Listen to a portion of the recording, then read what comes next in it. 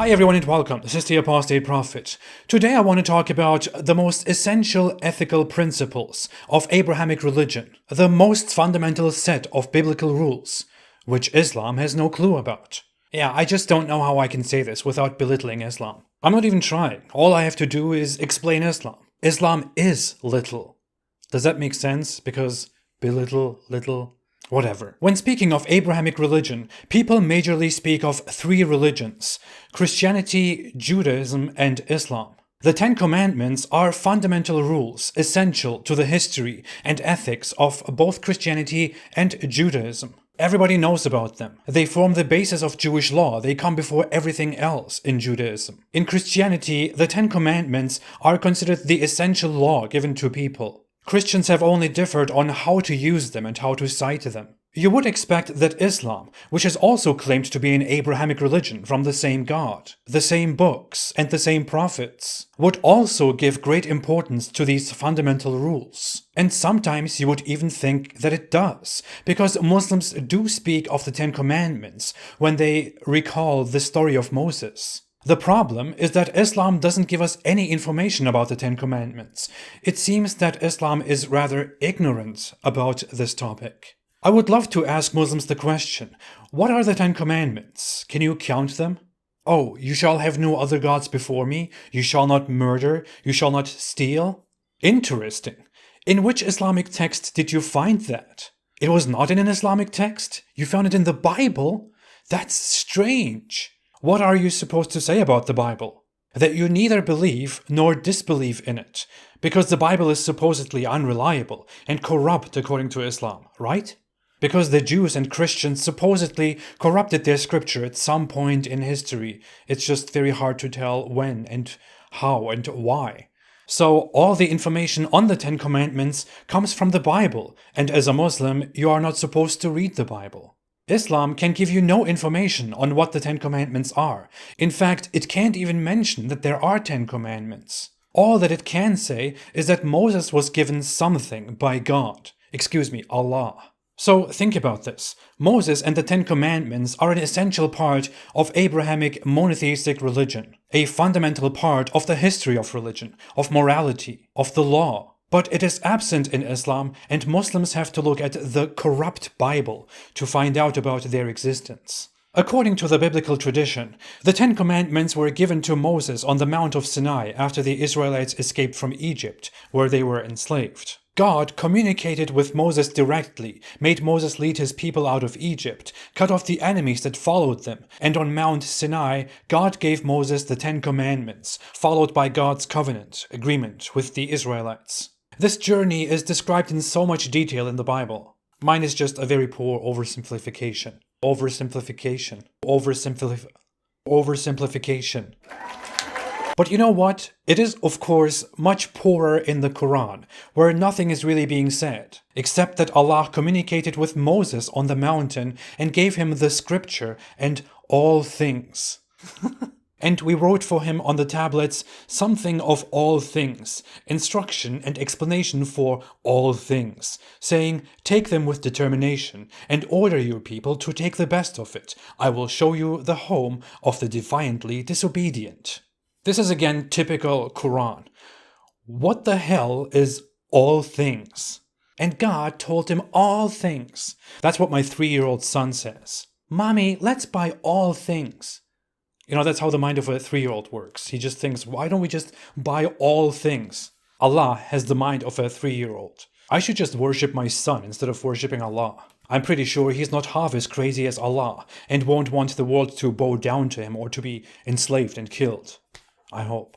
We wrote on the tablet the lesson to be drawn from all things and the explanation of all things. There were 2 tablets, and what was on the tablets, according to the actual story, were the 10 Commandments, not the explanation of all things on many tablets. The author of the Quran seems to be ignorant of the actual content of the story, which is no big surprise. That's very common in the Quran. Few verses later, it again refers to the tablets and says that thereon was guidance for those who fear their Lord, but it does again not say what the content was. It's very simple. 2 tablets, the 10 Commandments, not some big instructions and explanations to everything. Everything. all things.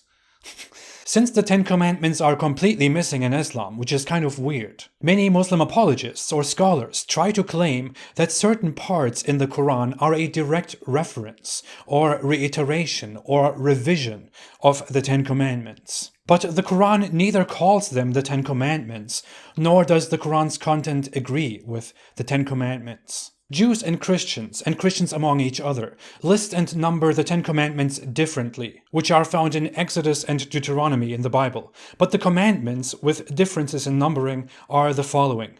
I am the Lord your God.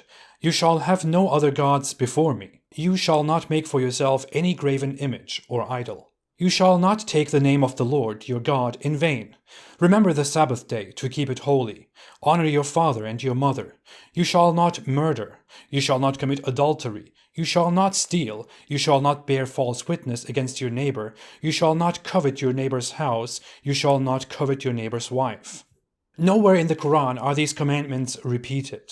Some Muslims claim that chapter 6, verse 151 to 154 is the Quran's listing of the Ten Commandments, but that part does not have 10 commandments, and the orders there are largely unrelated and different. Other Muslims claim that the 10 Commandments are found randomly spread across the Quran, which means the 10 Commandments are actually in the Quran. But that is just a very bad excuse, and some commandments are in fact not in the Quran at all. Let's go through them.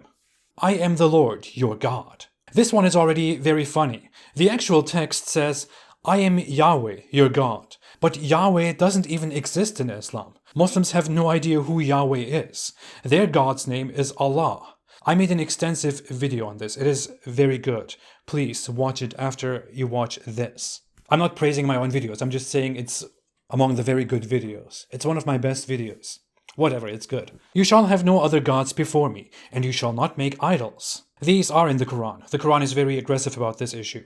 You shall not take the name of Yahweh, your God, in vain. Islam doesn't have such a concept of not taking God's name in vain, because God's name, Yahweh, doesn't even exist in Islam, as said, which completely destroys Islam. But I have already presented that, and I will do so again and again. The Quran never puts an emphasis on not taking Allah's name in vain, which is why Muslims don't really have such a concept. They're not very careful about the name of Allah. They just randomly use it when they are angry, when they're surprised, happy, whatever.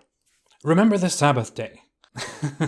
This one is very strange, because while the Quran mentions the Sabbath, it says that the Sabbath was only appointed for those who differed over it, meaning the Jews and the Christians. Why? No clue. Probably because they were bad. It's always their fault, especially the Jews. Muslims have a Friday instead, where they go to the mosque, and then afterwards they go on with their day. The Sabbath is about resting on the seventh day, like God rested on the seventh day after creating the earth in 6 days. Muslims reject this idea of the Sabbath because they find it blasphemous that Allah would rest on the seventh day, because God doesn't need to rest. Yet they kept the teaching that God made everything in 6 days. If resting is considered blasphemy because God doesn't need to rest, then shouldn't the creation in 6 days also be considered blasphemy because God doesn't need 6 days to create? He can just do everything immediately as he wishes. How does that make sense? But what am I talking about? I wish this was the only thing in Islam that doesn't make any sense. Instead, Allah ascended on his throne on the seventh day. Why does Allah ascend on a throne, people? Why does Allah have a throne? Isn't that quite a material thing? Isn't that blasphemous? Does Allah sit? Where is Allah's throne, by the way? Oh yeah, it is above. Above. You're also to respect your parents in Islam. That's big. Killing is not banned in the Ten Commandments, and neither is it banned in the Quran. It is murder that is banned, and killing people for leaving Islam, including cutting off their hands and feet from opposite sides or crucifying them, is unfortunately not considered murder. That is just killing, ordered by the dear Prophet Muhammad and his beloved God Allah. Adultery is also banned in Islam and punished with death. Stealing is banned in Islam and punished with having your hands nicely cut off. Coveting your neighbor is also forbidden in Islam, and lying is also forbidden. Well, kind of. Unless you do it discreetly and implicitly in order to advance Islam. Too complicated of a topic, I will come to that. So these parts kind of check out, and these rules also exist in Islam. But as said, the Ten Commandments themselves are missing in Islam. Not only in the Quran, but in Islam altogether. Islam instead focuses on pre-Islamic pagan rituals, and on threatening with hellfire, and fighting and hating the disbeliever, and promising the juicy heaven over and over again, and just obeying, and not opening your mouth and your mind. Muslims are left following some completely unnecessary practices on how to eat and how to dress, how to talk, how to have your beard, how to poop, and not to run from the battlefield, even if it makes you poop your pants. Yeah, instead of the Ten Commandments, Islam actually does present some deadly sins, according to which you are not to run from the battlefield. What a religion. This whole topic is one of many aspects which make me think that Islam is a very un-Abrahamic religion that is built on pre-Islamic polytheistic origins, while unsuccessfully hijacking Abrahamic religion. I will get back to demonstrating that further. For now, thanks for watching. If you like this video, don't forget to like, to subscribe, and to share. Most of my videos are not monetized. If you want to help me make more videos and more projects, then please consider supporting me on Patreon. I appreciate all your support very much, and thanks to all those who support me on Patreon and otherwise. I will be back soon. Have a great day and stay away from Islam.